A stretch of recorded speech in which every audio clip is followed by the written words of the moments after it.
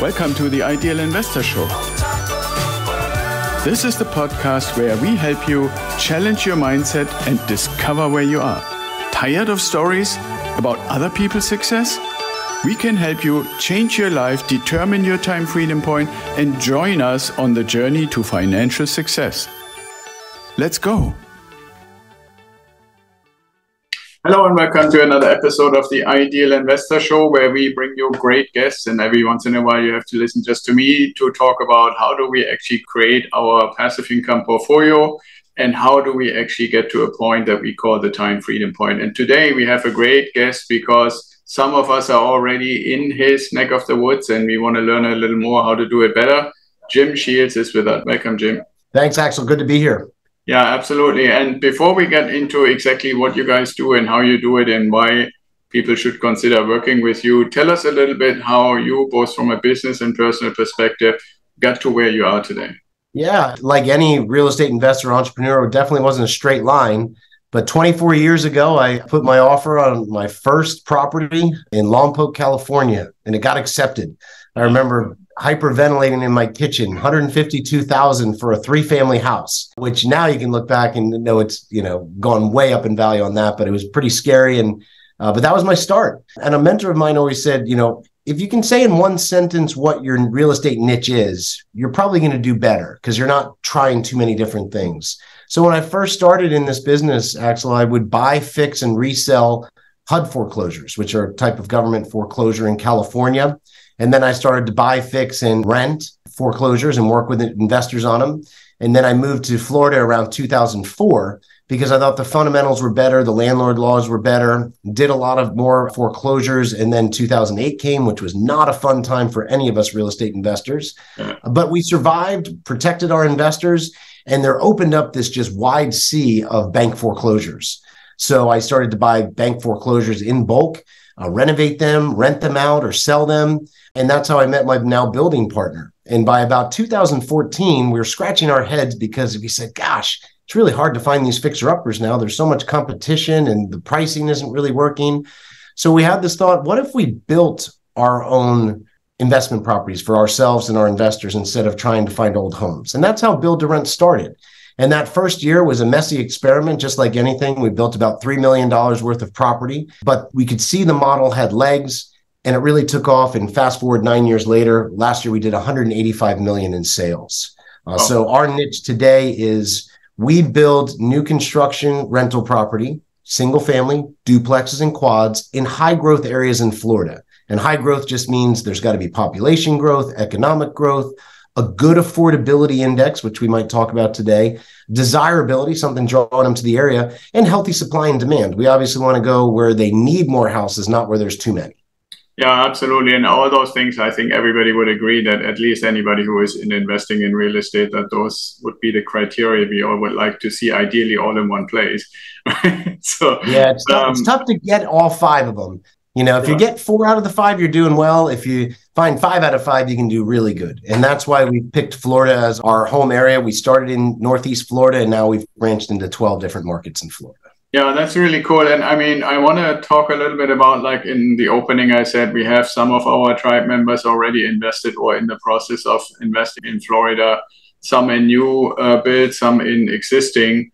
And a bunch of questions have come up, and having you as an expert here, I think will really help us to get maybe some answers. So one of the first things I would like to ask is that some of our investors have actually gotten disappointing news from their builders because they were told that the escalation clauses within the contracts had to be pulled, supposedly because of the increase in cost. Can you talk a little bit about, is that really such an issue? Because in one case, I remember that was basically an escalation of like 20% in like 4 months or something like that. Yeah. Unfortunately, when you're a builder, you have what's called a contingency, maybe 18 to 22% in building fluctuation materials. No builder, from the little guy all the way up to the nationals, was ready for what we just experienced at the middle part of the pandemic when the inflationary effect took off. We've never seen jumps in 100 years in that short of a time in building repairs. And so unfortunately, when you're a builder, you do have to have an escalation clause. And if it's a fair builder, it's just there to make sure you can keep the integrity of the property without an additional profit margin. So we had to do that for our clients as well during the pandemic, because when that inflationary effect took off, there was a couple of different options. You could return money, which we gave the choice of doing with an interest rate of their deposit. You could continue to build, but then you had to obviously work on an escalation clause to be able to show the difference in the material cost before and now. Or we saw some really scary situations where there were builders out there that were not very prudent, and they were not able to return deposit nor to continue to build. That was a real messy thing. So for people out there that got the escalation clause, what we would do for our clients is, the good news for Florida is, although there were material price increases, Axel, the rent amounts and the values went up even higher. Right. So even though we started at square one, the percentages were much better for 98% of our buyers. And what we did for them on that is said, we have to exercise the escalation clause. And what we can do is, either if you can agree to this, we're just raising it enough to cover the additional materials. This is not an additional profit margin by any means, even less most of the time. And we can do that for you. Here's what the values have gone up to. Here's what the rents are going up to. Or if that doesn't work, we will refund you 100% with 6% interest on your deposit, so it wasn't in vain. And most of our clients, we had good relationships, continued on. So that was a very strange time. The good news, Axel, is now that we've caught up on those back builds, we are now finishing properties on demand in less than 90 days. We're constantly building. So for our product now moving forward, for new investors, and for most investors, whether they're working with us or others, you shouldn't have to worry about escalation clauses at this time in the market. The materials have kind of settled, the subcontracting is settled, so there shouldn't be a lot of big surprises for people who are getting into the game now. And we're not going through any escalation clauses with our new clients at this time. Yeah, and let me ask you, just for confirmation, one clarification, because what we have seen is that, and nobody should be surprised about that happening in Florida in general, is that there are obviously storms every once in a while. There were some pretty big ones recently. But it also seems like in certain communities where there is a lot of growth, that the permitting departments are not necessarily always the fastest, especially when somebody gets into a deal where something is built for them. Because some of what I have seen is that the escalation clause was basically triggered because the contract was originally signed 14 months ago. And then it took months and months and months to finally get the permit. And then when the builder actually started going out, getting the materials together and looking, to how many people do I hire? And I'm not saying they do this individually for every house, but in general to say, okay, now we have a bunch of permits coming in for this particular area, because it seems like the communities are saying, okay, this particular zone, we have 50 sitting there, and now we're working through them. That's at least the impression from the outside. So yeah. I think I understand in some extent that if you signed let's say a $295,000 contract 14 or 16 months ago, and now they get the permits, we're getting ready to actually build, that in that time period, wages and inflation and costs and stuff like that could have gone up. Would you agree that that plays a role? Oh, yeah. Yeah. And with the building departments, Florida was known as a state that opened up through the pandemic a lot earlier than other places. However, the building departments were working from home until about midway through the pandemic. So the degree that it slowed down was shocking. So, Axel, for 5 years before the pandemic started, about 6 to 8 months. That was our build time. Maybe not as fast as some of the biggest guys, but definitely faster than others. So we were comfortable with that. None of us were expecting this kind of slowdown. And when the building departments were working from home, the stack of permit applications just went through the roof. So it took forever once they got back to the office to work through that. That was not a fun situation. However, not fun at all. But the good news is we have to look at, will what just happened in the last 18 months happen moving forward? Could it? Yes. Is it probable? No. And here's why. First off, the inflationary effect is taken off, materials shot up, and now they've come down to a more settling level. This is still way above 2019, but below what it was in 2021 when it hit its peak. Yeah. So that's a really good thing for all of us. For my clients and for myself now, if I'm building a property, I say, what will it take me for a property I'm doing today? I know I had slowdowns on properties. I had going through builds in the pandemic, but what will it take today? And we've really seen the build times come back to quite a good level again. Okay, yeah, that's very good. Now, the other thing I think is at least worth touching on and speaking about with somebody, an expert that is basically on the ground, is doing the work there. And that is, I mean, the media has, and I personally would say rightfully so, been pointing out not only opening sooner in the pandemic, but also whether it's from the West Coast or the East Coast, more probably even from the East Coast, significant transition, maybe to call it that, of people who had jobs where they didn't have to go back to the office, where they didn't want to live in winter storms anymore, where they didn't want to pay up to the highest taxes in the country, and decide, hey, Florida would actually be a kind of nice place to be. So we definitely, the pandemic was a tough time, but Florida really benefited from a population growth. We already had projections because of the baby boomer migration for years here, but the pandemic threw everybody's charts and estimates off. No one knew that there was going to be this much growth. Like Southwest Florida was the fastest growing area in the nation by far. And a couple of things, people just liked the policies through the pandemic. They liked the business atmosphere. And I think an important thing for investors was the landlord laws. Right. I've been in this for 24 years, actually. I started in California, as you know, and that's not known for its friendly landlord laws. And that's why I came to Florida. Oh, absolutely. I mean, I lived in Butte and I know Lompoc very well. Yeah, so you know. So and I just think it's important for anyone in your community or that to ask the question, is the state I'm investing in landlord friendly? It's a very simple question, but it's a very important one because you have to be able to collect rent to make a rental property work. And yeah, cash flow, that's why we do it. We want to make the cash flow. I mean, the reason I asked the question about the influx, I mean, one thing is clearly the policy stuff that you mentioned. I think the other part is, and it's debatable, I personally believe that the number of people who will basically going forward, I don't even want to put a timeline on it, be able to work from home doing a job just as well as if they were in a cubicle. And I mean, part of the work that I do outside of the investing world is an advisory service or advising life science companies, because that's basically been my previous specialization.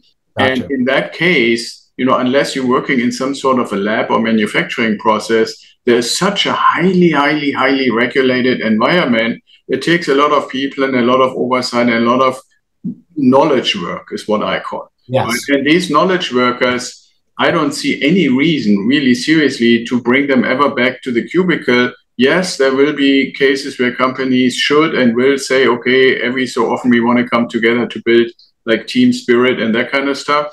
But on a regular basis, I think a certain percentage, and I don't know, some people say 40%, I don't know what the real number is, of people will be consistently be able to work from home or at least not be bound to work or live very close to where their company or company headquarter is. But I brought up the question because I'm wondering, it used to be, I know you started that way, I started that way, that part of this whole economic equation was always, well, you want to invest in areas where the people will have consistently dependable jobs. And with this idea of work from home, it's not so easy anymore to say, okay, well, I have a tenant who lives in one of my properties, regardless of what the location is, let's say in Cape Coral, but the company he is working for and making a six-figure income is in San Francisco or in LA or in Boston or whatever, right? Like, so I'm kind of curious what you're thinking, how much of this continued influx, because I believe if we want to buy build-to-rent houses, we kind of at least would like to continue to see, maybe not as a crazy level, but at some level to continue to have influx of people who say, well, now I'm in a sunshine state. Now I can actually afford a place that I don't have to pay $1 million for, right? Stuff like that. Yeah. That's some good things to unpack there, Axel. First off, they're not seeing a slowdown right now in the Florida migration. They're just not. And that's the statistics talking, not me. Right. Yeah. People still want to be here. And that affordability index is really important, like you mentioned. Affordability index is just what is the average family income for a household compared to the average median price of a home in that area. Yeah. And Florida, the main markets we go into, and we don't invest in Tampa or Orlando or Miami. We're in second tier markets that have a lot of desirability, but a better affordability index, a really healthy one. So take Jacksonville. We've had a lot of people actually come from California, where I came from, to invest here. Yeah. Well, for a while, they wanted to stay closer to home. They wanted to get out of California, but stay closer to home. So they were going to Salt Lake City or Boise, Idaho. Right. But when you look at the affordability index, the median family income for those two markets was right around $60,000, which is the same for Jacksonville, Florida. However, the median price of a home in Jacksonville, Florida was $250,000 less than markets like Salt Lake, markets like Boise, Idaho. And even though it's cheaper than California, we still were, even though we've gone up in value, we're still that much more affordable, which is nice. And people like to be warm and by the water. And I think one thing, too, that's important, where people say, gosh, so many people are, just to backtrack on something you said, people are, moving there, they're buying a rental property, and they're worried that the tenants won't pay. We were very select on our screening, Axel, where qualifying for income, we wanted a permanent job. If people were just living off of a government short-term loan, we didn't see that as, if we were doing 2-year leases, we couldn't qualify them because that had a run-out period. So I'd say about 97% of our people had employment, which is really important because, again, jobs allow people to pay rent. Yeah, and then you basically must have anticipated, because I was just about to ask you what the ratio or the percentage of people is that is actually in work or having a job, like you just said, and using that income to pay the rent, versus people who decide, okay, I don't really want to own a place anymore. And I mean, I have been very fortunate to own houses all over the country, not for rent, but even for myself, for the family to live. And there's no doubt that when you own a house, there's always something to do on the house, right? And that's why I say for the investment properties, I want to have property management, because I don't want like 10 things to do on 10 houses all the time, right? But the point is, I've seen and talked to quite a few people who said, I can actually see myself retiring and renting if it's, a reasonable price, because I just don't want to take care of the house. Deal with it. Right. And so I'm kind of wondering, to what extent, when you say 97% of the people are at work, is that potentially shifting to people who say, okay, I want to retire in a nice place? We do have retirees that rent our places, especially the smaller units. However, what I've seen is the retirees coming here are providing jobs that these younger families live in, if that makes sense. Yeah. So we work with replaceable income, Axel. I don't know if you've ever heard of that. There's not a lot of senior vice presidents of companies renting our houses. There's just not. There's more of a middle income renter, which we like, because if a middle income person loses their job, it's called a level of replaceable income. It's normally easier statistically for them to find another job, which gives us a lot of safety. If the senior VP of a big company goes out of a job, it can take a long time to find more employment. Plus, the numbers in those higher properties don't normally work. That's why we stick right below the median.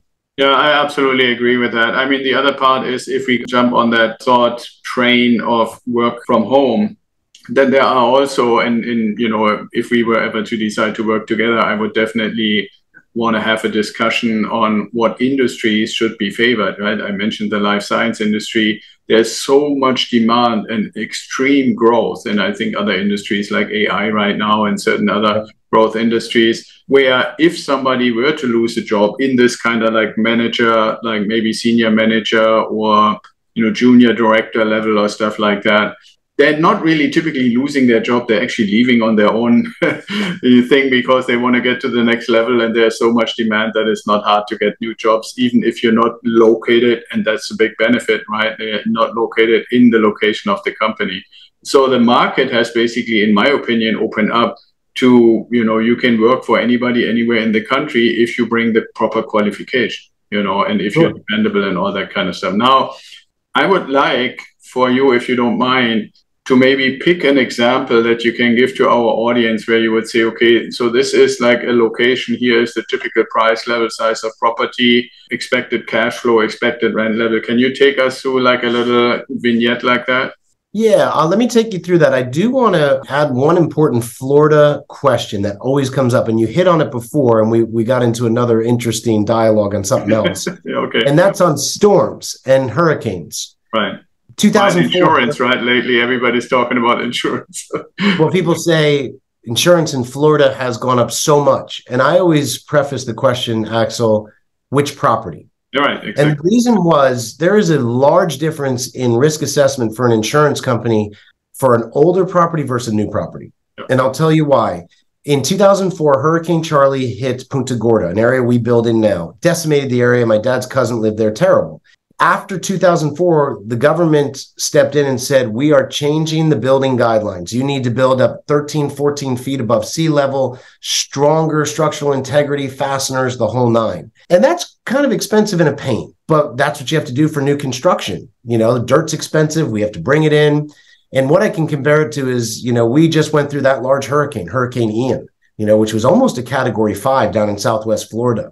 We found out how important that new requirement was because we had almost no damage on hundreds of construction projects down there. Even though you saw in downtown Fort Myers just absolutely, annihilated, our new construction projects were fine. In fact, over about 278 projects, we had just four that needed insurance claims, and not because of any flooding, but these four had just started construction. It was just the freestanding walls and the wind knocked the walls over. Yeah, so it was just absolutely. 5,000.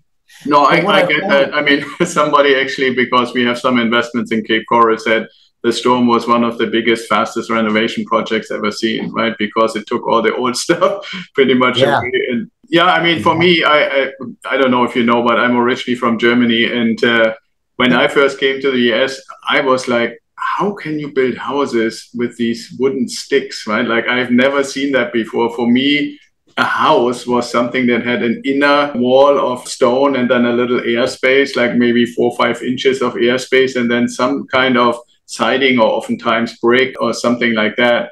So when I saw how quickly like the framers could frame up a house, including the roof and stuff like that, and it's not that the European masons are slow or anything like that, but when you say, okay, and I actually did a little bit of research when we started investing in Florida and found that, like, I think it's all related to some kind of Miami building code kind of thing that basically says, okay, you build much more like European buildings now than what you would find probably somewhere, like in the Northwest or in the Southeast or something like that, So yeah.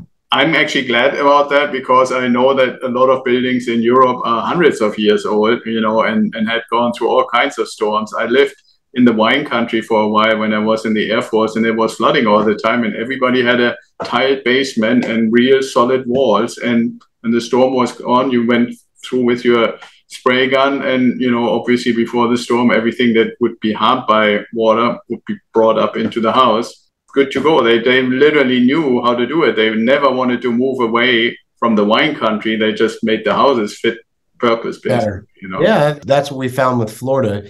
Building up on that higher ground, these old houses can be at 2-3 feet above sea level. We're at 13, 14 feet. That makes all the difference. And then with the new requirements of build, you have to have build to a certain standard that will be, of a hurricane resistance. And that's a pretty stringent thing you have to follow, but it's a good thing, as a builder. Absolutely. Yeah. Even if you had bad flooding, if you had a concrete slab and real solid built like mason walls and stuff like that, the impact is nowhere near as bad as if it's a normal stick built house, So, no, I'm totally with you. That's why I also not really totally understand what the deal is with the insurance, because those are probably some of the most solid houses in the whole United States, But okay. Location's important too. And even if you're in a coastal community, they risk assess it lower if you're 5 miles inland.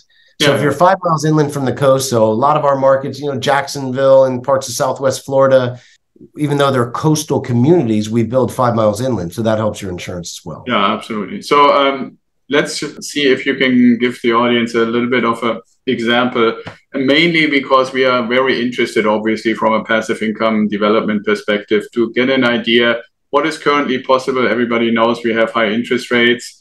You spoke about affordability and increasing rent levels. Can you give us just the core numbers that we can typically? Yeah, so I'll give an overview and then we can niche down from there. So most of our product is either single family, duplexes, or quads. They're ranging from $250,000 to $800,000. For the single family up to the quads. Most of our properties are about a 6 cap. For a cap rate. They're at about a 6 cap. And then with the cash on cash return with tax savings, you're looking at 8 to 12%. So that's about the standard that we get in at. We do offer in-house financing, which has been a really solid thing for us. Recently we've had a program as low as 4.75, which obviously helped get people into the property, right? Because if you're starting at a 7% interest compared to a 4.75, that can eat up your cash flow. So we actually do in-house financing where we actually purchase money. We purchase mortgages and then offer it to our clients. And you can lock in anywhere from 4.75 to 5.75. So I think we might have a common friend by the name of Keith Weinhold who taught me about that. Yeah, Keith's a good guy. We do a lot with Keith. So his people loved what we did, and it changes the numbers. Financing is key. Good leverage is key. So we help with that. So, and rents, again, will vary from the low end to $1,100 for a small 2-bedroom unit up to, $2,600 for a property, even up to, $2,800. So that gives you a little bit of the range of where we're at.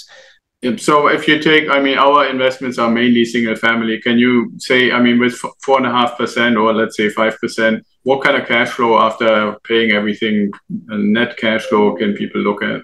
It's going to go, a duplex and quad are going to produce more than a single family, right, of course. Obviously, yeah. But a single family with the tax savings included, you're going to be between 6 and 7% a lot of the time. And that's on new construction as well. So a lot of people, when I used to do older homes, I've learned now between having older homes and newer homes, I have to budget a lot more for maintenance and repairs compared to the newer homes. And so we cannot match the cap rates or even cash flow of, let's say, a Midwest property. But I know they can't match our growth patterns or our rental growth patterns. Oh, absolutely. We are obviously still trying to get anywhere as close as possible to the 1% rule. Right. Which we used to aim for. We used to aim for that with our older houses that we'd renovate. Yeah. So the new construction, we figured we would have to have a higher buy-in with a lower cash flow below the 1%. But what we've seen, especially, through the growth patterns of the last 9 years, it's a slower planting of a seed at first. But we've seen as the years go with just some very conservative growth, the rental values and the overall property values have climbed much more consistently and stronger than our older homes that we renovated. Right. Yeah. And for me, I teach this and tell this to our clients all the time. The 1% is basically used, at least we have always used it, especially like you said, for renovated properties, to be able to say, okay, and then you put away 5% for maintenance and 5% for capex and 5% for vacancy. So those 15% now, the vacancy, you might be able to say, okay, 3% is okay because you have longer term lease agreements. But what you definitely don't have to consider, and 10% is probably close to the difference, right? Like I would think what I've seen lately, you can get to like 0.8, 0.85. Well, if you add like another point because you don't have to do maintenance and capex, wouldn't make any sense on a brand new property, you're actually pretty close. And then when you guys buy down the interest rate, I think the biggest thing for our audience to realize what kind of a huge benefit that is I've been preaching that, yes, if we really have to do open market 7.5% right now, all that means is that some point in 3 years or so, we have to refi. We believe in that as well. And something else that's important, Axel, is turnover. We've done thousands of fixer-upper homes and we've done thousands of new construction now. And I would say the length of tenancy is about double.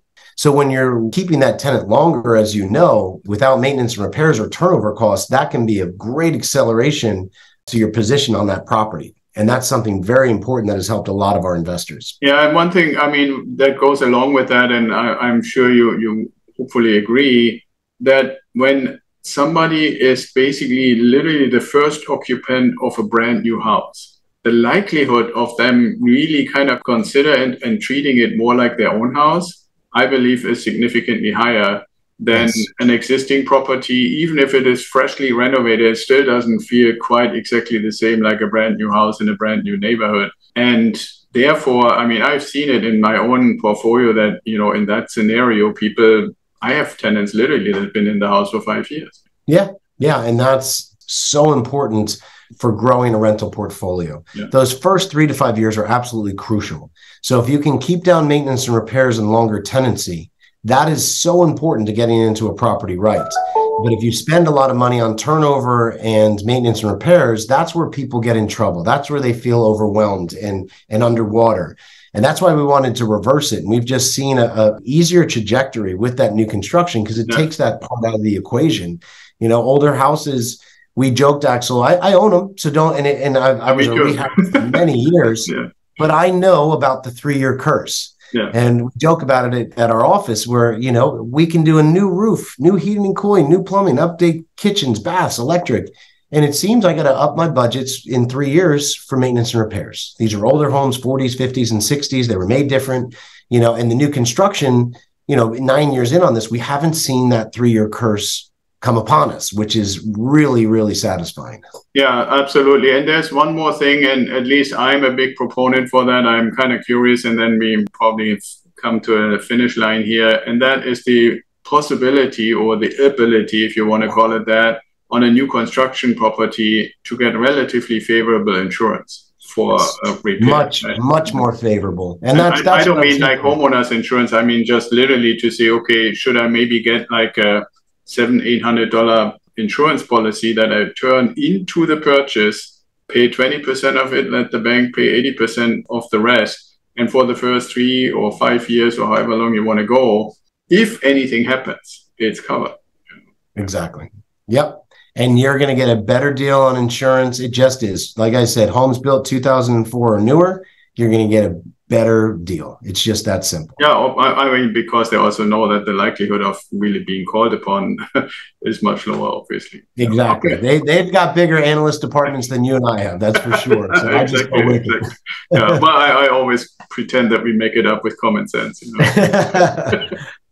Okay, cool. Well, Jim, the 2 questions that are not related to investing in Florida, just ask them for every guest on our show. The first one is, if you could meet anybody, who would it be and why? Oh, wow. Could it be anyone? Do they have to be alive or can they be deceased? Totally up to you. I would have met my dad's dad. He passed away when my father was 6 years old, so I never got to meet him. My dad barely got to meet him, but I've have his diaries from 100 years ago, and it's just fascinating. He just seemed like a really great guy, and that's who I'd want to meet.